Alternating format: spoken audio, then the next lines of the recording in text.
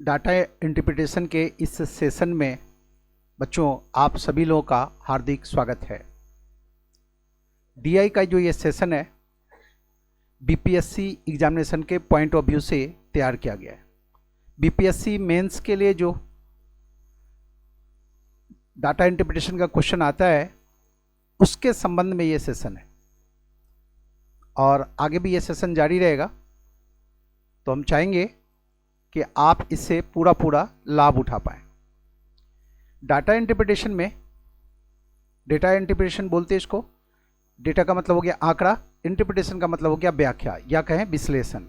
तो आंकड़ों के विश्लेषण वाले ऐसे प्रश्नों में हमें किन किन बातों का ख्याल रखना चाहिए। ऐसा प्रश्न किस किस तरह का आता है, मतलब हमारे सामने जो डेटा होगा वो किन किन रूपों में होगा ये जानने की ज़रूरत है, और किन किन चैप्टर से रिलेटेड कॉन्सेप्ट की जानकारी होनी आवश्यक है। स्कूल के दिनों में गणित के सेक्शन में जो कुछ पढ़े हैं उसमें से कुछ हिस्सा इस सेक्शन में काफ़ी उपयोगी होगा, जैसे कि प्रतिशत का मतलब, औसत का मतलब, अनुपात का मतलब, अनुपात समानुपात का मतलब। इन चीज़ों की जो बेसिक जानकारी है उसका भी इसमें इस्तेमाल करना है आपको। तो चलिए बात करें डेटा इंटरप्रिटेशन की। आप जान लें कि इसमें जो प्रश्न होता है किस किस तरह का। प्रश्न पाई चार्ट के रूप में हो सकता है, प्रश्न टेबल के रूप में हो सकता है, मतलब प्रश्न सारणी के रूप में हो सकता है, प्रश्न पाई चार्ट अर्थात वृत्त चार्ट के रूप में हो सकता है, प्रश्न लाइन ग्राफ का हो सकता है, मतलब रेखा चित्र से रिलेटेड प्रश्न हो सकता है, प्रश्न कॉलम ग्राफ का भी हो सकता है, प्रश्न रडार ग्राफ का भी हो सकता है जिसे आप दंड आरेख का प्रश्न कहते हैं, प्रश्न बार डायग्राम से रिलेटेड भी हो सकता है। रडार ग्राफ तो अलग हो गया, बार डायग्राम को बोलते हैं दंड आरेख, है ना। तो चलिए देखिए बारी बारी से हम आपको दिखाते हैं कि प्रश्न कैसा मिल सकता है। टेबल बेस्ड प्रश्न हो सकता है। टेबल बेस में क्या होगा, एक टेबल दिया होगा या एक से ज़्यादा टेबल होगा, फिर उससे रिलेटेड प्रश्नों को सॉल्व करना होगा। जैसे आप देख रहे हैं, आप ये एक टेबल देख रहे हैं आप, इसमें धोनी के द्वारा जो धोनी का जो बैटिंग कैरियर समरी है वो गिवन है। तो हमारे डेली यूज़ में इन डाटा का बहुत इस्तेमाल है। आप जब ऑफिसर बनेंगे तो उस समय भी आपको इन चीज़ों की ज़रूरत होगी, तो आंकड़ों का अध्ययन होना अति आवश्यक है। डे टू डे के लाइफ में भी इन आंकड़ों का बहुत ही महत्व है। देखिए अब तो सारणी से रिलेटेड प्रश्न में क्या होगा, एक टेबल दिया होगा या एक से ज़्यादा टेबल होगा और उससे रिलेटेड आपके सामने प्रश्न होंगे। सारणी भी तरह तरह का हो सकता है। यहाँ पर जो देख रहे हैं आप, ये एक रोचक सारणी है, चूँकि आप यदि क्रिकेट वगैरह में दिलचस्पी रखते हैं तो उससे रिलेटेड ये सारणी है। धोनी के बैटिंग करियर का विश्लेषण है, इसमें बैटिंग करियर से रिलेटेड जो रिकॉर्ड्स हैं वो इसमें समाहित हैं। तो ज़रूरी नहीं है कि वो क्रिकेट से रिलेटेड ही टेबल हो, किसी भी क्षेत्र का टेबल आपके इस पेपर में हो सकता है, ठीक है। तो ख्याल रखिए आप, सारणी पर आधारित प्रश्न में एक सारणी दी गई होगी या एक से ज़्यादा सारणी होगी और उससे रिलेटेड जो प्रश्न होंगे उसको सॉल्व करना होगा। अब ये जो क्वेश्चन यहाँ देख रहे हैं आप, इस टेबल में ये जो टेबल देख रहे हैं आप, इससे रिलेटेड परसेंटेज का भी प्रश्न पूछा जा सकता है, एवरेज से रिलेटेड भी क्वेश्चन सामने आ सकता है, इसमें रेशियो से रिलेटेड प्रश्न भी बनाया जा सकता है ना। तो प्रश्न तरह तरह का हो सकता है, आगे दिखाएंगे आपको, उन प्रश्नों के से भी अवगत कराएंगे आपको। लेकिन उससे पहले बस ये समझ लीजिए कि टेबल किसे कहते हैं। तो यहाँ हम आपको दिखाएं कि टेबल किसे कहते हैं, सारणी किसे कहते हैं। अब चलिए अगले स्लाइड में चलते हैं। अब आगे बात करेंगे कि पाई चार्ट हम किसे कहते हैं। पाई चार्ट को हिंदी में बोलते हैं वृत्त चार्ट। क्या बोलते हैं? वृत्त चार्ट। तो देखिए ये पाई चार्ट एक देख रहे हैं आप कि इस पाई चार्ट का जो टाइटल है, कोई भी चार्ट हो, कोई भी ग्राफ हो, उसका कोई ना कोई टाइटल जरूर होता है। तो यहाँ देखिए आप, इस पाई चार्ट का टाइटल है number of cases of corona in 6 cities of India. India की 6 शहरों में कोरोना के केसेस की जो संख्या है वो इस पाई चार्ट में दी गई है, ठीक है, देख रहे हैं आप। और ये जो शहर है वो दिल्ली, मुंबई, चेन्नई, हैदराबाद, कोलकाता और बेंगलोर का जिक्र है इसमें। और किस शहर के लिए, किस शहर में कोरोना का जो केसेस है वो कितना कितना है वो दिखाया गया है। ध्यान रहे, ये जो देख रहे हैं वृत्त चार्ट, ये एक सांकेतिक वृत्त चार्ट है। इसमें जो डेटा गिवन है उसको आप रियल डेटा से रिलेट करके ना देखें, ठीक है। बस इसमें हम आपको ये बता रहे हैं कि पाई चार्ट किसे कहते हैं और पाई चार्ट किस किस तरह का हो सकता है। तो आमतौर पर जो पाई चार्ट हमें देखने को मिलता है वो है 2D में। कभी कभी 3D वाला भी पाई चार्ट आता है, लेकिन ये जो ज़्यादातर जो क्वेश्चन आता है वो पाई चार्ट 2D के रूप में होता है। ठीक है, पाई चार्ट में एंगल, पाई चार्ट के अंदर क्या क्या पढ़ना है वो भी आगे बताएंगे, लेकिन फिलहाल बस ये इतना जान लें यहाँ पर कि हम पाई चार्ट किसे कहते हैं। चलिए आगे बढ़ते हैं। कॉलम ग्राफ, कॉलम ग्राफ पर से रिलेटेड भी प्रश्न आपको मिल सकता है। हो सकता है आपके पेपर में एक या एक से ज़्यादा कॉलम ग्राफ गिवन हो और फिर आगे उसी पर आधारित प्रश्न हो। किसी भी आंकड़े को, जो आंकड़ा टेबल में रखा जा सकता है, उन्हीं आंकड़ों को पाई चार्ट के रूप में भी व्यक्त किया जा सकता है और उन आंकड़ों को कॉलम ग्राफ के रूप में भी व्यक्त किया जा सकता है। तो कॉलम ग्राफ किसे कहते हैं, चलिए वो देखिए आप। ये देखिए आप, ये कॉलम ग्राफ है। आप इसे बार डायग्राम का भी प्रश्न कह सकते हैं, कॉलम ग्राफ का लें या बार डायग्राम का प्रश्न का लें। लेकिन यदि आंकड़ों की बात करें तो आंकड़ों के इस चैप्टर के तहत ये कहलाता है, वास्तव में ये हुआ है क्या, कॉलम ग्राफ। मतलब कॉलम के रूप में आप ये देख रहे हैं आप ग्राफ, इसलिए इसे कहते हैं हम कॉलम ग्राफ। अब ये कॉलम जो देख रहे हैं आप यहाँ वर्टिकल है, यदि इसी को हॉरिजॉन्टल बना देंगे तो तस्वीर अलग हो जाएगी, जो हम आगे दिखाएंगे भी आपको। तो ये देखिए आप, इस कॉलम ग्राफ का जो टाइटल है वो क्या दिया हुआ है वो देखिए, percentage profit on by two companies A and B. A और बी इन दो कंपनियों का जो प्रतिशत मुनाफा हुआ है 2016 से लेकर 2021 तक, उसे दर्शाया गया है इस कॉलम ग्राफ में। और आप देख रहे हैं ब्लू कलर से, नीले रंग से कंपनी ए से रिलेटेड जो आंकड़े हैं उनको दर्शाया गया है, जबकि लाल रंग से कंपनी बी के आंकड़ों को चित्रित किया गया है। तो वर्ष 2016 से लेकर के 2021 तक के इन दोनों कंपनियों का जो प्रतिशत मुनाफा है उसे इस कॉलम ग्राफ में समाहित किया गया है। आगे बढ़ते हैं। कॉलम ग्राफ समझ गए आप कि कॉलम ग्राफ किसे कहते हैं। बार ग्राफ देखिए आप। अब जो कॉलम ग्राफ था, पिछले चित्र में आप देखें जो कॉलम था वो क्या था, वर्टिकल था, ऊर्ध्वाधर था। अब यदि हम इसे क्षैतिज दिशा में कर दें, मतलब हॉरिजॉन्टली इन कॉलम को हॉरिजॉन्टली प्लेस करें, तो वही चित्र जो है वो ऐसा दिखाई देगा। यहाँ भी देखिए आप, कंपनी ए और कंपनी बी का जो प्रतिशत मुनाफा है वर्ष 2016 से लेकर के 2021 तक कितना कितना रहा है, उसका लेखा जोखा है इसमें। नीले रंग से देख रहे हैं आप, कंपनी ए के आंकड़ों को चित्रित किया गया है, जबकि लाल रंग से कंपनी बी के आंकड़ों को दर्शाया गया है ना। तो आप इसे भी आप बार डायग्राम भी कर सकते हैं, इसे आप कॉलम ग्राफ भी कर सकते हैं, फ़र्क नहीं पड़ता। बस ये है कि उससे रिलेटेड जो प्रश्न है उन प्रश्नों का जवाब आपको सही सही देने आना चाहिए, है ना। आगे बढ़ते हैं। अब बारी लाइन ग्राफ के प्रश्नों की। लाइन ग्राफ में प्रश्न कैसा होता है, तो आप देखिए आप, इस तरह से आपको एक लाइन ग्राफ दिया जाएगा। लाइन ग्राफ को हिंदी में बोलते हैं रेखा चित्र, और फिर उसमें कुछ ना कुछ आंकड़े होंगे और उन आंकड़ों से रिलेटेड प्रश्न होगा। यहाँ पर जो पिछला आंकड़ा था उन्हीं को इस लाइन ग्राफ में चित्रित किया गया है।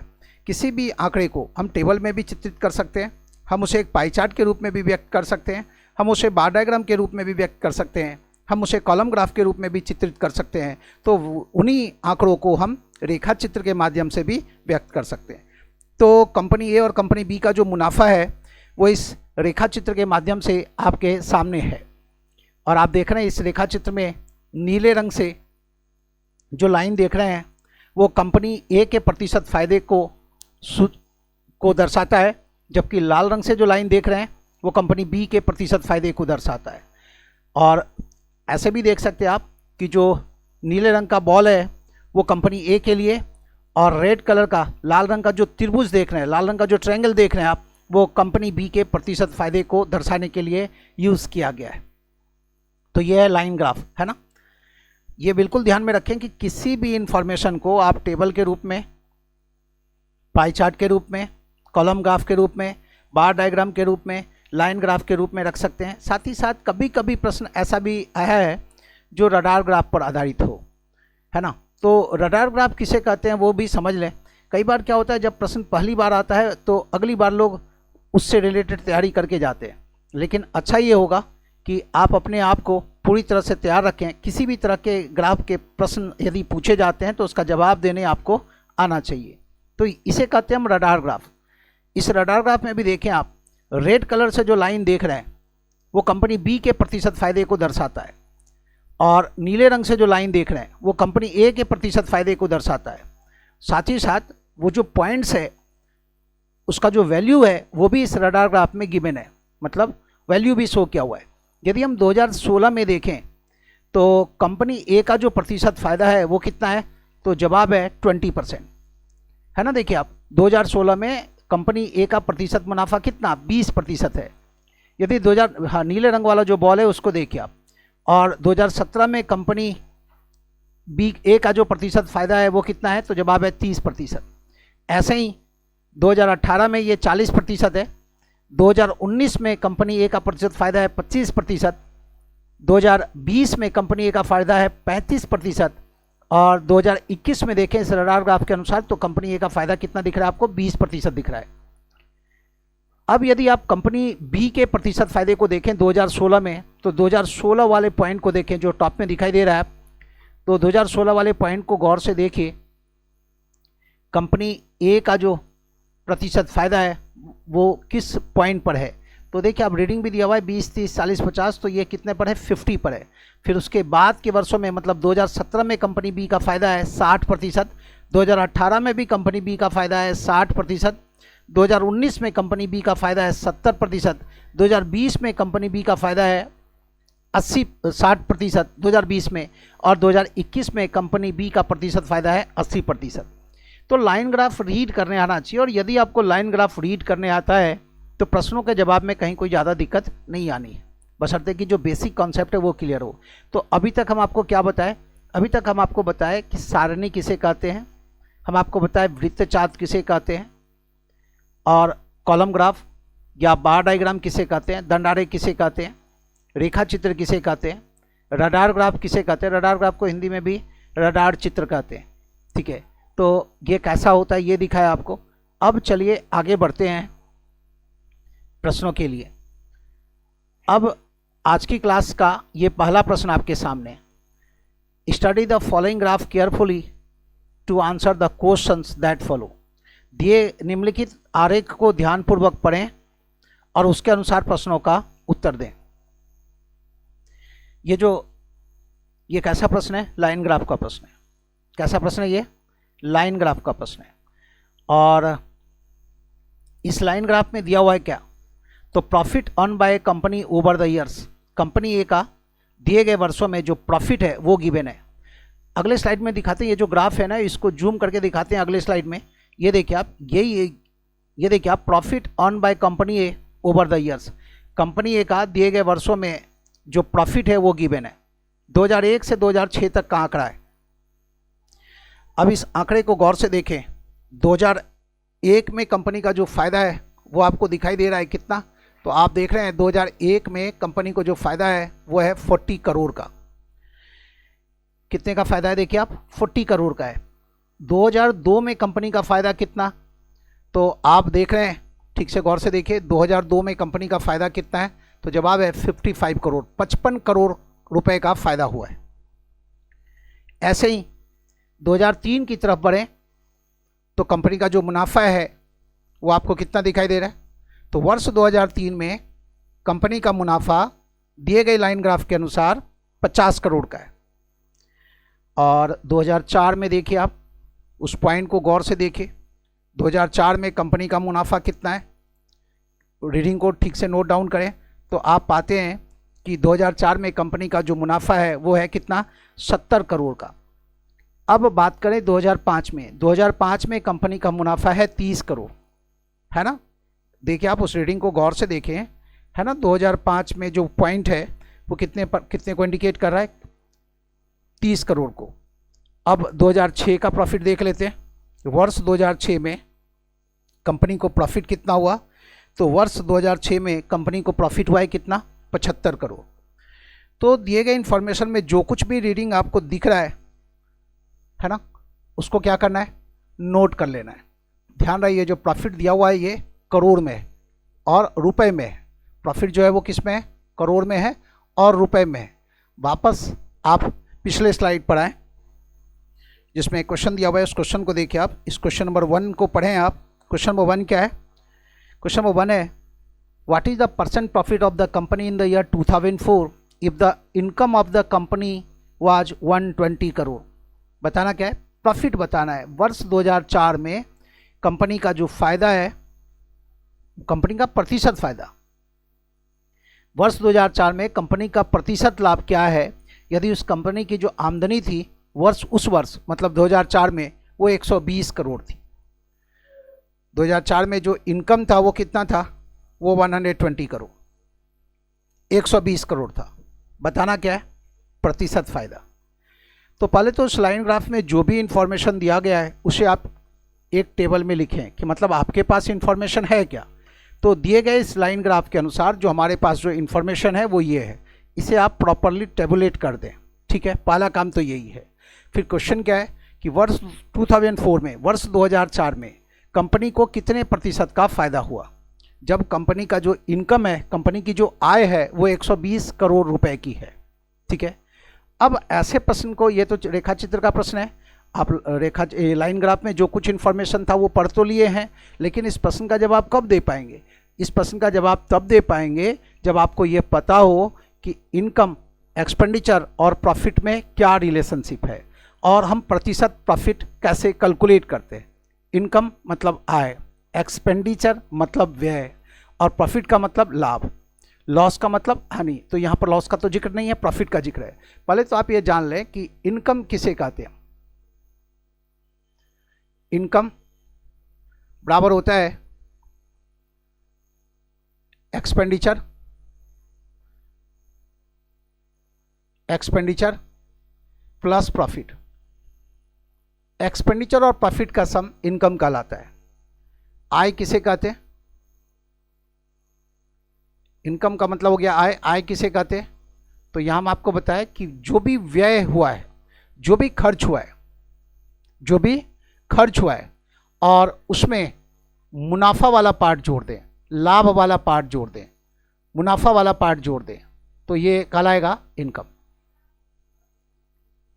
तो आप कहेंगे कि आप आय की बात क्यों कर रहे हैं? आय तो गिवन है, तो एक्सपेंडिचर तो चाहिए, बिना एक्सपेंडिचर के भी प्रतिशत फायदे तक कैसे पहुंचेंगे?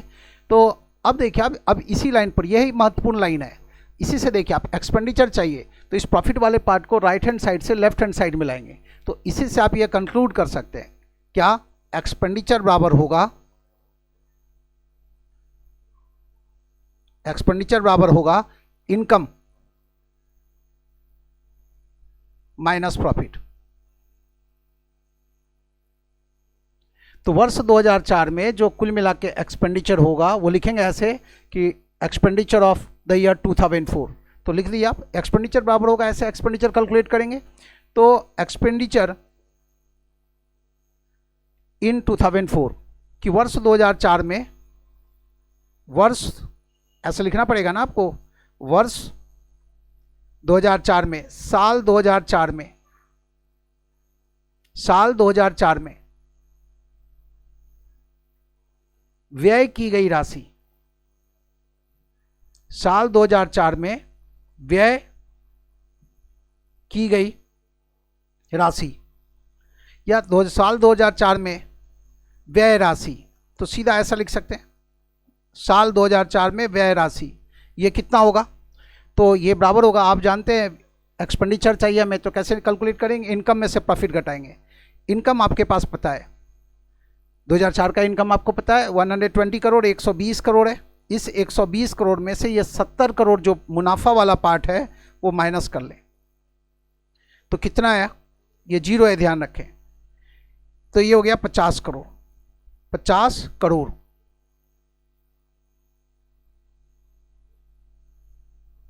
50 करोड़। ठीक है, ये जान गए आप कि व्यय वाली राशि इतनी है। अब प्रतिशत मुनाफा हम कैसे कैलकुलेट करते हैं ये पता होना चाहिए। प्रतिशत मुनाफा हम कैसे कैलकुलेट करते हैं? प्रतिशत मुनाफा हम कैसे कैलकुलेट करते हैं?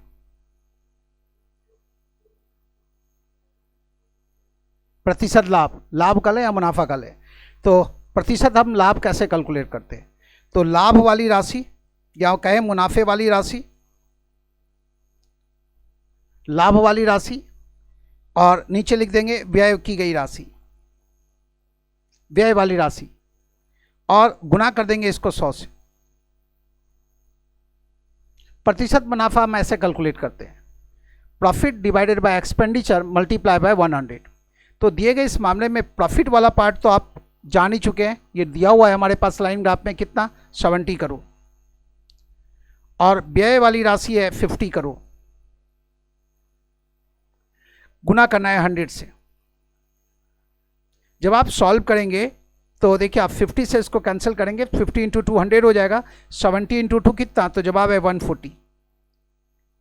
इतना करोड़ प्रतिशत है ना ये, तो 140% हो गया, इतना प्रतिशत। तो यहाँ पर एक प्रतिशत का साइन डाल दें, प्रतिशत मुनाफा कैसे कैलकुलेट करें।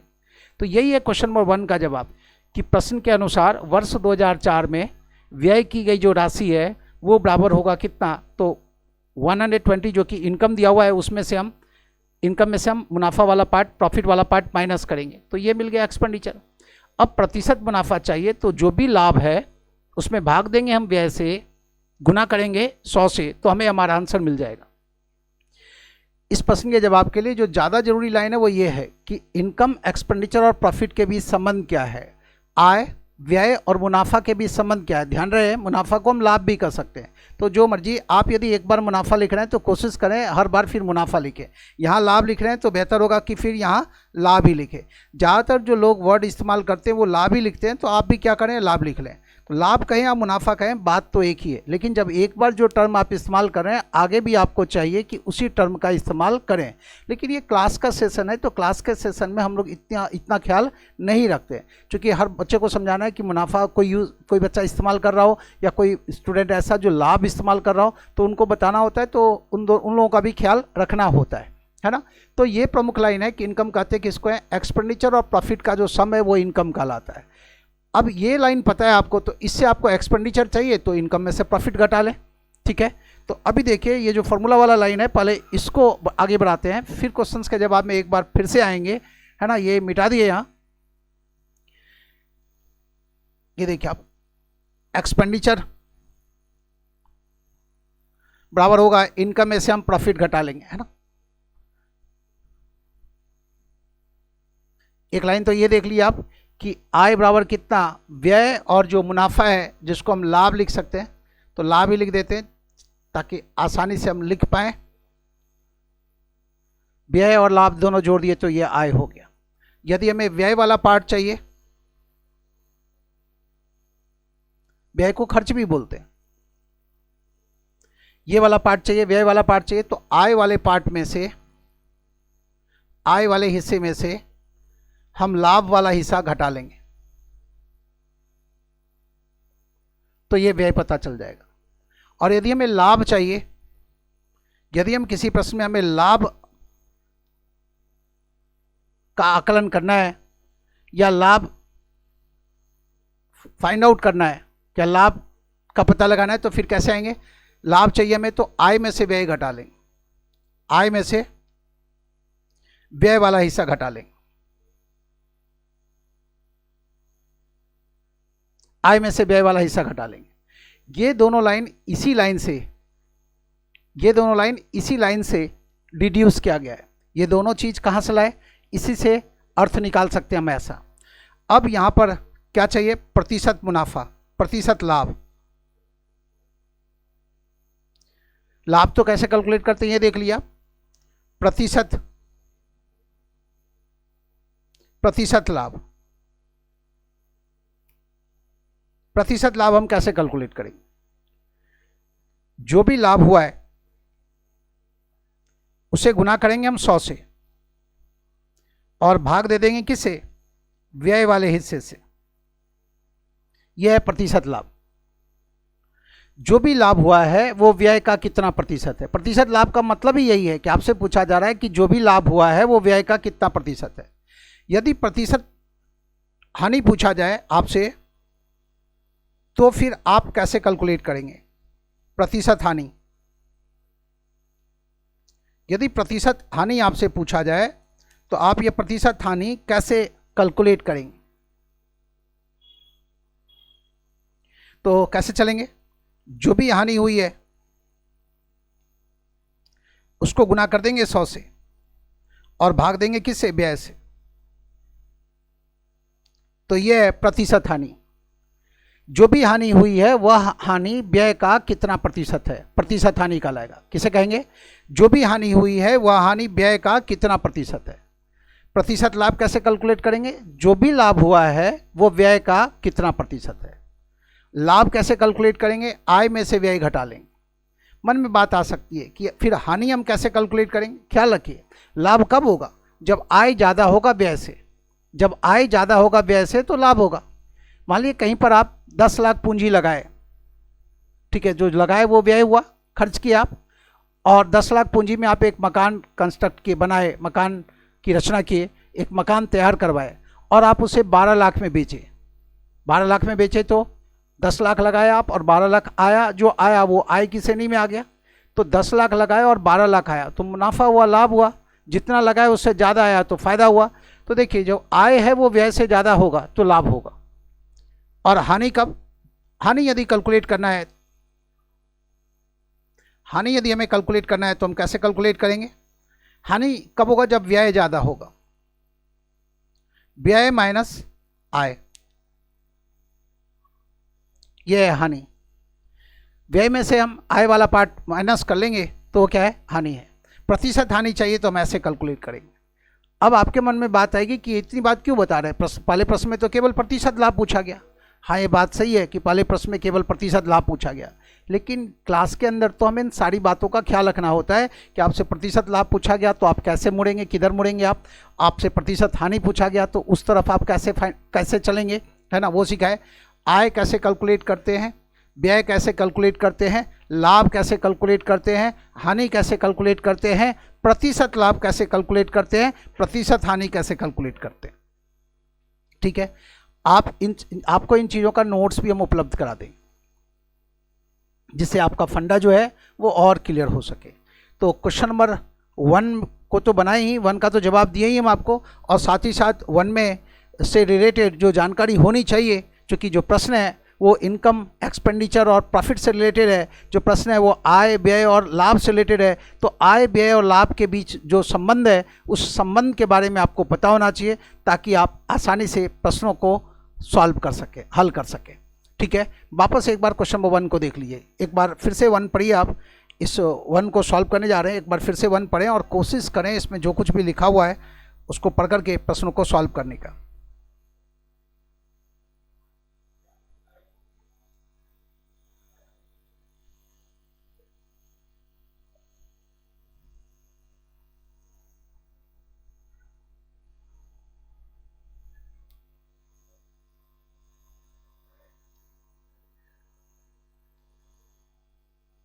पढ़ लिए? क्वेश्चन नंबर 1 का जवाब फिर से लिख रहे हैं। देखिए आप,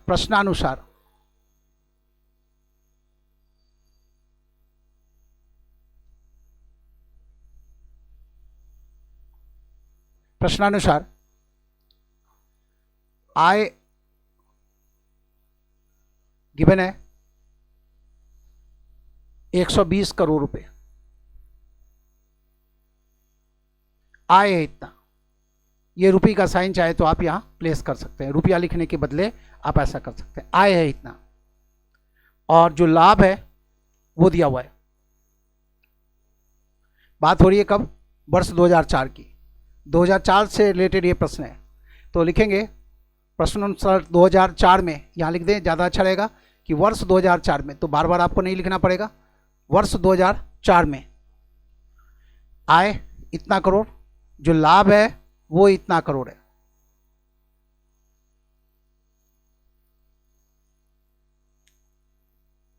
लाभ है इतना करोड़, तो आय में से हम लाभ वाला हिस्सा जब हम घटा लेंगे तो हमें व्यय की जानकारी हो जाएगी। तो दिए गए इस मामले में कुल व्यय वर्ष 2004 में, कुल व्यय आप चाहें तो ये भी लिख सकते हैं, वर्ष 2004 में कुल व्यय। जितना आप स्पष्ट करके लिखेंगे आपकी स्थिति उतनी मजबूत रहेगी। वर्ष 2004 में कुल व्यय, तो इसमें से घटा लें। ये कैसे आया तो वो भी लिख दें, 120 माइनस 70, ये बराबर हो गया कितना? ₹50 करोड़। कुल व्यय जान गए। अब चाहिए क्या? प्रतिशत लाभ। तो प्रतिशत लाभ कैसे कैलकुलेट करेंगे? तो आप लिखेंगे कि हम जानते हैं कि प्रतिशत लाभ बराबर हम जानते हैं कि प्रतिशत लाभ बराबर लाभ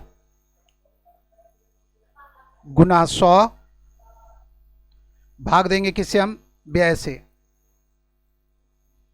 भाग देंगे किससे, हम व्यय से। और दिए गए इस प्रश्न में लाभ की जानकारी आपको दी गई है, लाइन ग्राफ में दिया हुआ है 70 गुना 100, इसमें भाग देंगे व्यय वाले हिस्से से, 50 करोड़ व्यय है ना, तो 50 गुना 200, 70 गुना 2 करेंगे तो कितना आ गया 140। यही हमारा आंसर है, क्वेश्चन नंबर 1 का जवाब है। जितना आप सफाई के साथ लिखेंगे उतनी स्थिति आपकी मजबूत होगी, ठीक है। तो हमें केवल अपना सॉल्यूशन नहीं लिख देना है। देखिए, यदि इस प्रश्न को सॉल्व करने की बात करें तो एक लाइन में आप सॉल्यूशन तो ये भी लिख सकते हैं, लेकिन मेंस का पेपर है तो जितना आप नियमतः लिखेंगे उतना ज़्यादा अच्छा होगा। सजा के लिखें, प्रॉपरली लिखें, उचित स्टेप के साथ लिखें, ठीक है। लेकिन यही प्रश्न यदि एक ऑब्जेक्टिव प्रश्न की श्रेणी में आया होता तो फिर आप क्या करते, प्रश्न पढ़ के सीधा इतना सा रफर करते और सीधा आंसर तक पहुंच जाते, बस इतना सा ही रफर की आवश्यकता होती। लेकिन फिलहाल हमें बीपीएससी मेंस के पेपर में हमें विधिवत इसको लिखना होता है, तो विधिवत लिखने की जरूर चेष्टा करें, है ना, और बहुत ही धैर्य के साथ लिखें। ऐसा लिखें कि जाकि रीड करने वाले व्यक्ति को ज़्यादा दिमाग ना लगाना पड़े, रीड करने वाले व्यक्ति को वो आराम से वो आपका जो स्टेप्स है वो समझ में आ जाए। तो केवल लिखना नहीं है, लिख करके अपना पिंड नहीं छुड़ाना है, आपको ये भी देखना है कि जब जो सामने वाला व्यक्ति इस पेपर को मूल्यांकन करे उस समय व्यक्ति को ये जो आपके द्वारा लिखी गई सारी बात है वो ढंग से समझ में आ जाए। क्वेश्चन नंबर 1 था, क्वेश्चन नंबर 2 में आ जाइए, दूसरे प्रश्न में आ जाए।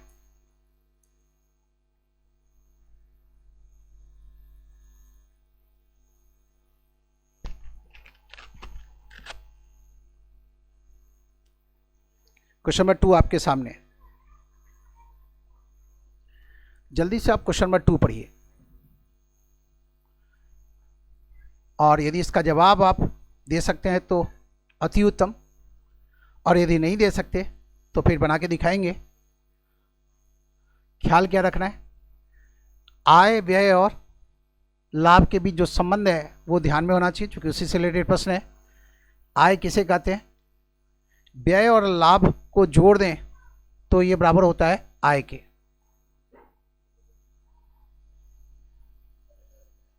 क्वेश्चन नंबर 2 आपके सामने, क्वेश्चन नंबर 2 में प्रश्न है, वर्ष 2005 में कंपनी का खर्च 85 करोड़ था। उस वर्ष कंपनी के आमदनी और खर्च का अनुपात क्या। वर्ष 2005 में कंपनी का जो खर्च है, खर्च का मतलब व्यय से है, खर्च का मतलब व्यय अर्थात एक्सपेंडिचर। तो प्रश्न है 2005 से रिलेटेड, और कंपनी का जो एक्सपेंडिचर है वो दिया हुआ है 85 करोड़, और बताना क्या है, आय और व्यय का अनुपात बताना है। क्या बताना है, आय और व्यय का अनुपात बताना है ना। क्वेश्चन नंबर 2 में है, प्रश्नानुसार, प्रश्न के अनुसार मतलब प्रश्नानुसार, प्रश्नानुसार वर्ष 2005 में, या साल भी लिख सकते हैं आप, वर्ष 2005 में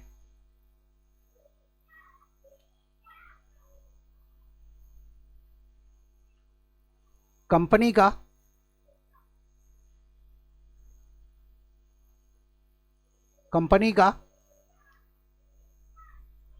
कुल व्यय, कुल व्यय कितना दिया हुआ है, जवाब है 85 करोड़।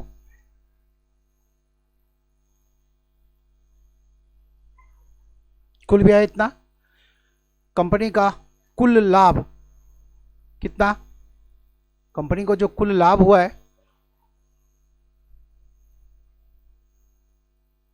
कंपनी का जो कुल लाभ है वह है 30 करोड़।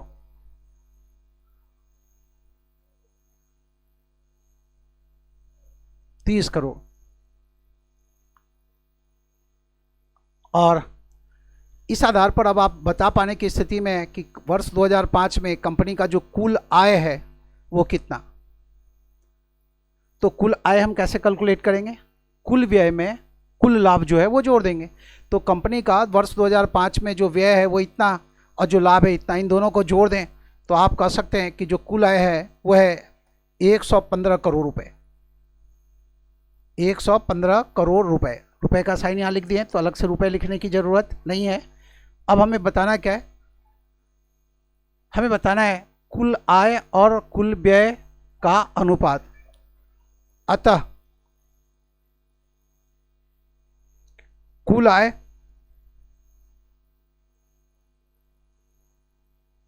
एवं कुल व्यय का अनुपात, जिस क्रम में पूछा गया उसी क्रम में जवाब देना है। कुल आय और कुल व्यय का अनुपात पूछा गया, तो कुल आय और कुल व्यय का अनुपात चाहिए। तो इस रेखा के ऊपर रखना है आपको कुल आय और इस रेखा के नीचे रखना है कुल व्यय। तो कुल आय आप यहां से ले लीजिए इतना, और जो कुल व्यय है वो है इतना। अब क्या करना है? अब देखना है कि क्या कोई नंबर ऐसा है जिससे यह दोनों ही पूरी तरह से विभाज्य हो। तो आप 5 से भाग दे सकते हैं। 5 गुना 23 होता है 115 और 5 गुना 17 होता है 85। तो जो जवाब होगा हमारा वो यही है 23:17। अर्थात आप यहीं पर लिख सकते हैं जो जवाब आया हमारा कितना, 23:17। कुल आय और कुल व्यय का अनुपात चाहिए ना, तो कुल आय और कुल व्यय का अनुपात कितना, 23:17।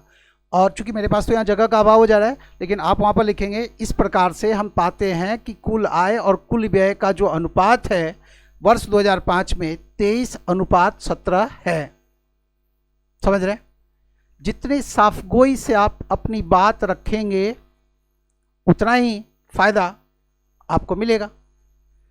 तो ये साफ साफ भी लिखना है, सुंदर लिखना है ना। जितना अधिक से अधिक अच्छा से लिख सके वो जरूरी है, और सही लिखना तो बड़ी प्राथमिकता है ना। क्वेश्चन नंबर 2, प्रश्न संख्या 2 का जवाब आप देख लिए। चलिए आगे बढ़ते हैं, प्रश्न संख्या 3 में आ जाए।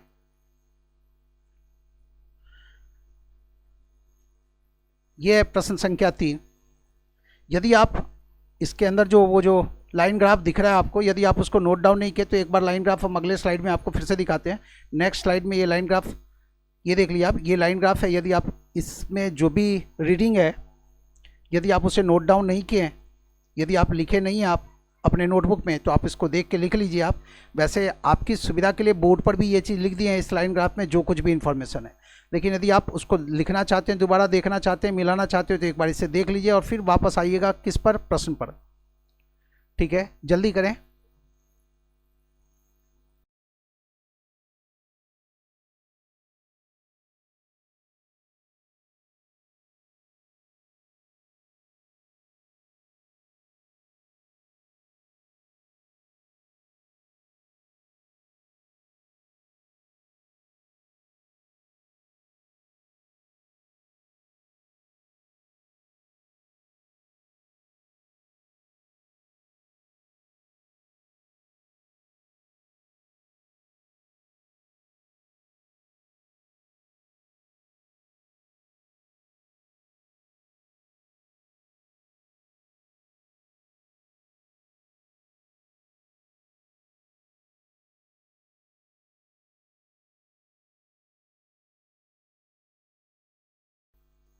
प्रश्न संख्या 3 आपके सामने है। क्या बताना है इसमें? विगत वर्षों में कंपनी द्वारा अर्जित औसत लाभ क्या है। यहां पर आप ऐसे समझें कि दिए गए वर्षों में, ये जो 2001 से लेकर के 2006 तक का आंकड़ा आपके सामने उपलब्ध है, लाभ से रिलेटेड आपको बताना है कि औसत लाभ क्या रहा। क्या बताना है? औसत लाभ क्या रहा। औसत लाभ बताना है। तो क्या करेंगे? बहुत आसान सा प्रश्न है। हर वर्ष का जो लाभ है वो आपके सामने लाइन ग्राफ में दिया हुआ है ही, और प्रश्न संख्या 3 में हमें बताना है औसत लाभ दिए गए वर्षों में। तो लिखेंगे वर्ष 2001 से वर्ष 2001 से वर्ष 2005 तक, वर्ष 2001 से वर्ष 2005 तक कंपनी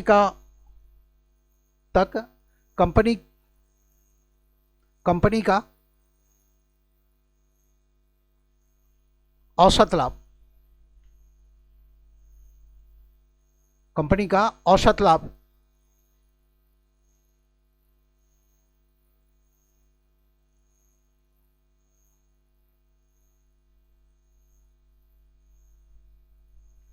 अब यह कैलकुलेट करें,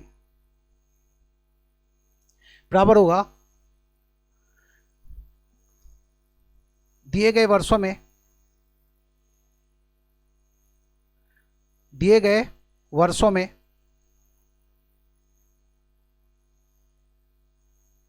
दिए गए वर्षों में कुल लाभ का योगफल, कुल लाभ का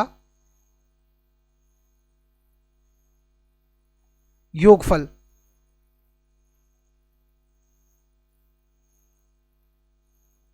में भाग देंगे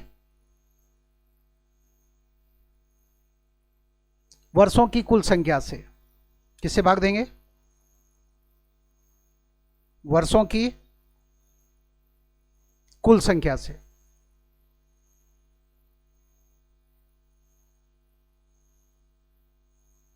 या कह लें कि यहां पर जो जितने आंकड़ों का योगफल होगा उन आंकड़ों की कुल संख्या, जितने आंकड़ों का योगफल है ना उन आंकड़ों की कुल संख्या।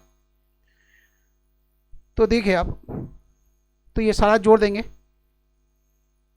40 प्लस 55, 40 प्लस 55 प्लस 50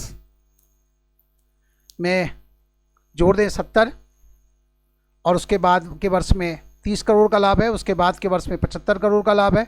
ये सारा जोड़ दें, इन सब के योगफल को भाग दें किससे? इन आंकड़ों की कुल संख्या से। तो 1 2 3 4 5 6, या कहें कितने वर्षों का आंकड़ा है तो 6 वर्षों का आंकड़ा है तो 6 से भाग देंगे। इन सब का टोटल कितना आएगा? तो देखिए आप 5 5 10 0 1 4 1 5 5 10 5 15 5 20 2 22 3 25 5 30 2 32, इस पे भाग देंगे किससे? 6 से। 6 आंकड़ों का समय, तो 6 गुना 5 30, 2 6 गुना 3 18, बच गया 2, और 2/6 मतलब 1/3। 2/6 को 1/3 करेंगे, लिख देंगे, 2 से कैंसिल करेंगे तो इतना करोड़, इतना करोड़। और ये जो रिजल्ट आया वो किस में है? रुपए में, इतना करोड़ रुपए। तो प्रश्न संख्या 3 के जवाब को जब आप विधिवत लिखेंगे तो उस जवाब का स्वरूप कुछ ऐसा होगा। और आप इसको जितना अच्छी तरह से लिख सकते हैं उतना अच्छा रहेगा। तो हमेशा ये ना सोचें कि शिक्षक के द्वारा जितना लिखा गया है और उसी से हम संतुष्ट हो लिए, ऐसा नहीं है। और इसको जितना अच्छी तरह से लिखेंगे वो उतना ही आपके लिए फ़ायदेमंद होगा, उतना ही ज़्यादा कारगर होगा, है ना। प्रश्न संख्या 3 का जवाब था, बहुत आसान प्रश्न था, औसत लाभ चाहिए। चूँकि शुरू की क्लासेस हैं, शुरू की कक्षाएँ हैं, तो प्रश्नों को ऐसा रखा गया है जो प्रश्न आसान हो आपके लिए, लेकिन ये आसान तो ज़रूर है, साथ ही साथ महत्वपूर्ण भी है। कई बार ऐसे प्रश्न पूछे जा चुके, ठीक है। तो पहले उन प्रश्नों का ही जिक्र कर रहे हैं जिसकी प्रकृति आसान है, जो आसान प्रकृति का है। फिर आगे इससे कठिन, और फिर उससे कठिन, और फिर बहुत कठिन, इन सारे प्रश्नों को शामिल करेंगे। तो आराम से आप इस क्लास का जो पूरा फ़ायदा है वो उठाते चले। और जब भी आप इन क्लासेस के वीडियो लेक्चर्स को वॉच कर रहे हो तो बेहतर है कि आप अपना नोटबुक रखें और उस पर जो काम की बात है उसको नोट डाउन जरूर करें। जैसे बताया मैं आपको कि आय व्यय और लाभ में क्या संबंध होता है, आय व्यय और हानि में क्या संबंध होता है, प्रतिशत लाभ और प्रतिशत हानि हम किस प्रकार से गणना करते हैं, इन सारे चीज़ों का जवाब आपको पता होना चाहिए। और जो काम की बात है उसको नोट डाउन करते चले, लिखते चले, ठीक है। लिपिबद्ध करते चले। तीसरा प्रश्न था। अब आ जाइए चौथे प्रश्न में। प्रश्न संख्या 4 में आ जाए।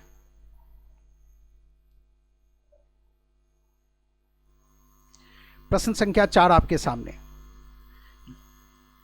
इस प्रश्न में भी जो रेखा चित्र इस्तेमाल किया गया है वही रेखा चित्र है जो पिछले 3 प्रश्नों में आप देख चुके हैं। तो एक बार उस रेखा चित्र को एक बार फिर से देख लें। दिखाते हैं हम आपको अगले स्लाइड में, लेकिन उससे पहले देखिए आप कि प्रश्न क्या है।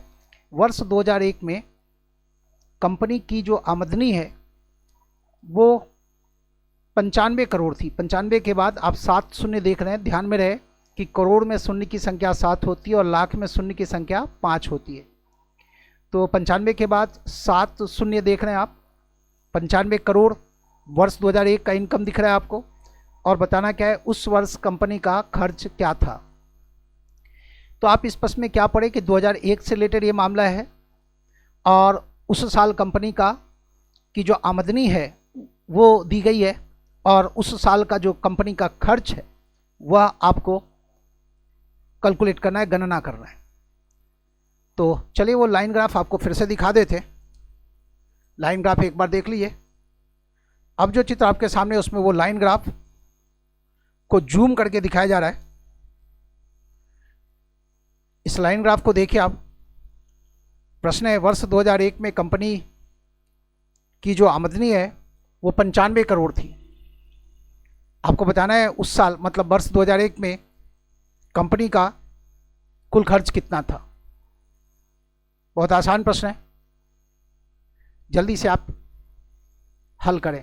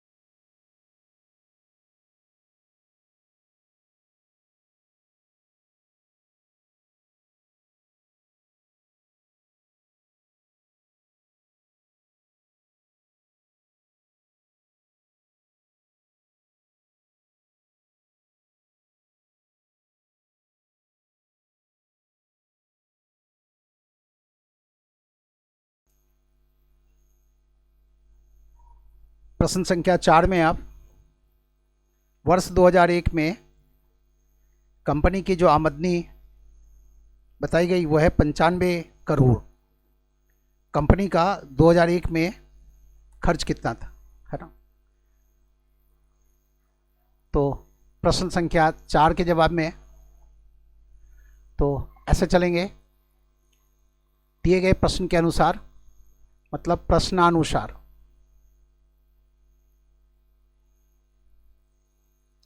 वर्ष 2001 में या साल 2001 में,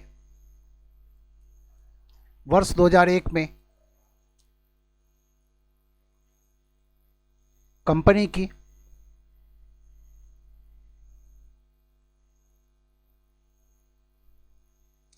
की आय, कुल आय भी लिख सकते हैं या आय लिख दें, एक ही बात है।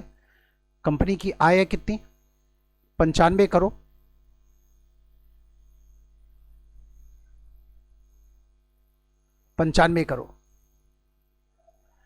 और आपको व्यय भी पता है। वर्ष 2001 में कंपनी का जो व्यय है वो गिवन है। दिए गए रेखा चित्र के अनुसार कंपनी का जो व्यय है वो 40 करोड़ का है। कितना है, 40 करोड़। व्यय है 40 करोड़।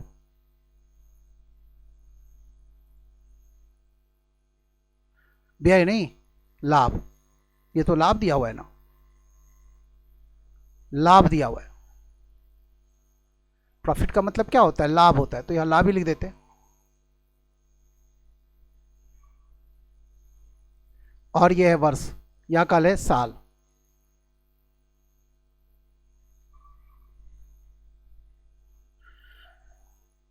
हमें व्यय फाइंड आउट करना है। आय दिया हुआ है, लाभ दिया हुआ है, तो व्यय कैसे निकालेंगे?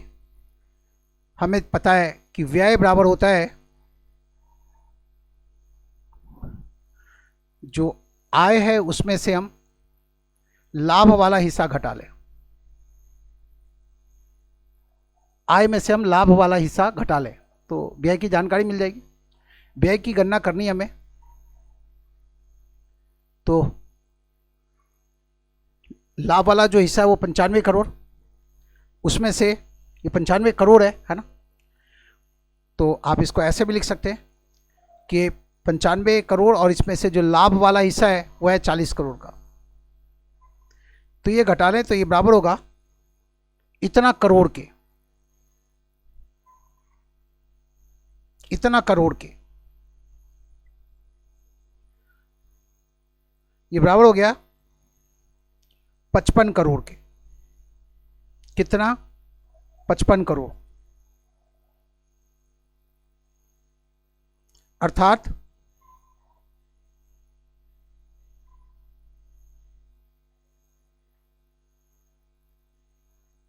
व्यय वाला हिस्सा ही तो फाइंड आउट करना है ना। अर्थात कुल व्यय कितना?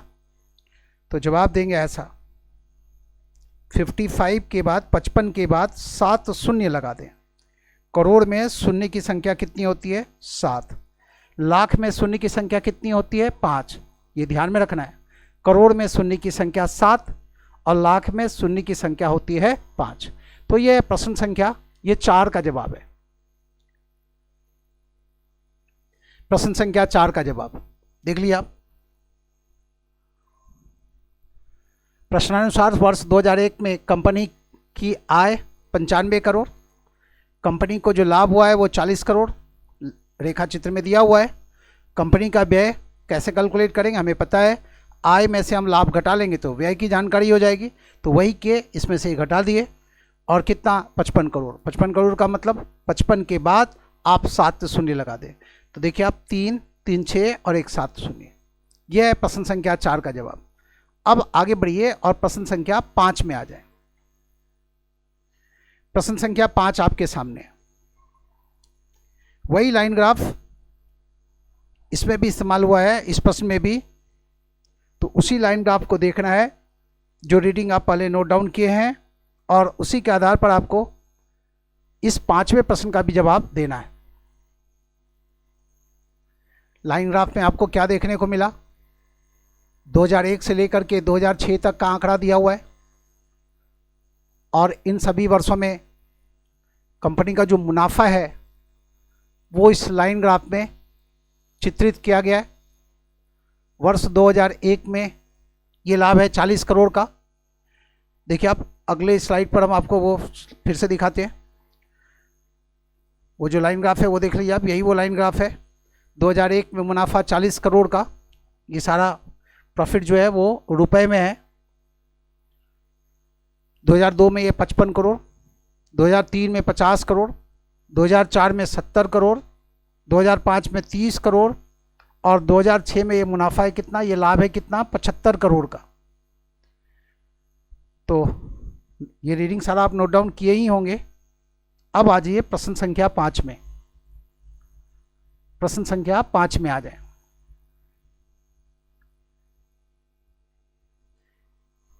यह है प्रश्न संख्या 5 जो आपके स्क्रीन पर दिख रहा है।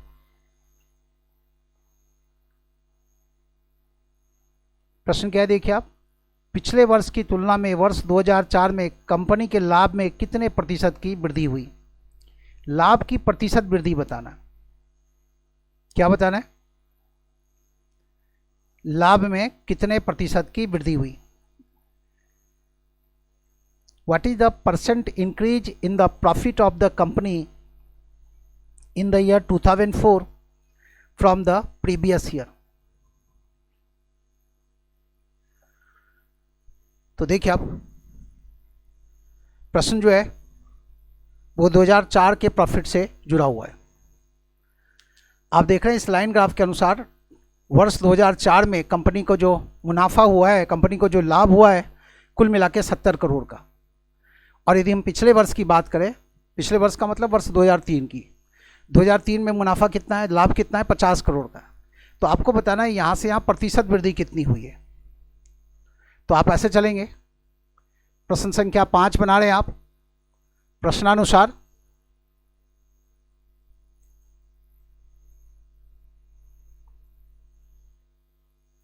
वर्ष, प्रश्नानुसार वर्ष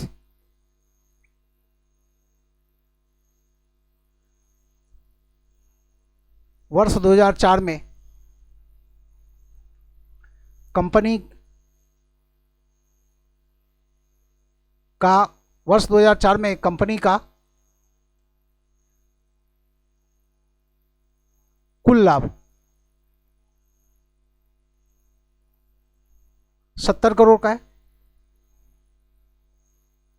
70 करोड़ का है।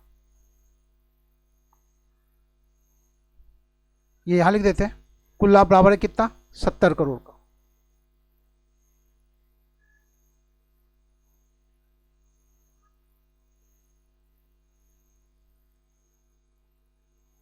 वर्ष 2003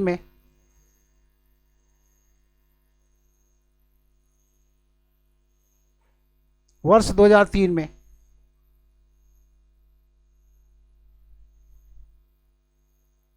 कंपनी का कुल लाभ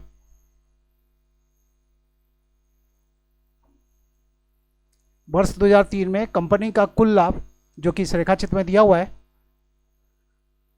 कितना है, 50 करोड़, 50 करोड़।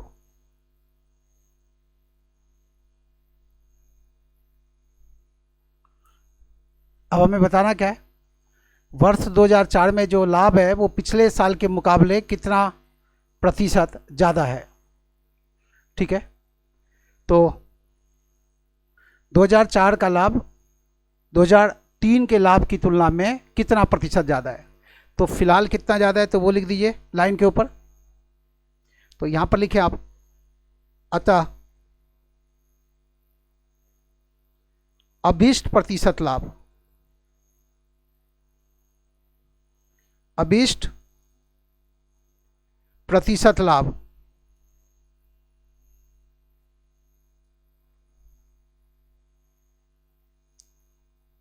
अभीष्ट प्रतिशत लाभ, ये कैसे कैलकुलेट करेंगे। तो इन दोनों वर्षों में जो लाभ हुआ है उसका अंतर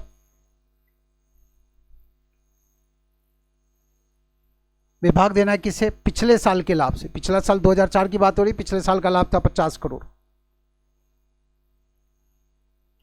और गुना करेंगे किससे, 100 से। गुना करेंगे किससे, 100 से।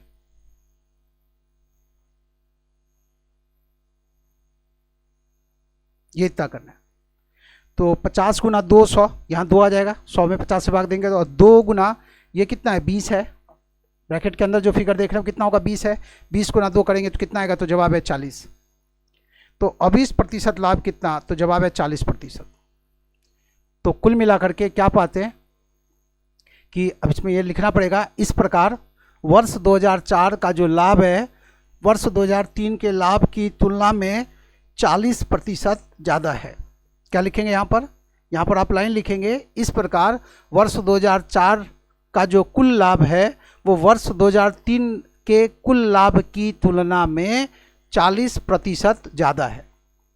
समझ रहे हैं, इतना करना पड़ेगा। ये क्वेश्चन नंबर, प्रश्न संख्या 5 का जवाब था। बाकी प्रश्नों का भी जब जवाब है वो आगे के सेशन में रखेंगे। ज़रूरत इस बात की है कि आप हमारे इस सेशन के साथ जुड़े रहें और आगे के जितने भी लेक्चर्स होंगे उनकी क्लासेस आप अटेंड करें। विश्वास रखिए, आंकड़ों के ऐसे प्रश्न में आपको कहीं कोई दिक्कत नहीं होगी। डाटा इंटरप्रिटेशन के प्रश्नों को आप बहुत ही आसानी से सॉल्व कर पाएंगे, बहुत ही आसानी से हल कर पाएंगे। तो आज के इस सेशन में बच्चों इतना ही। सहयोग के लिए धन्यवाद।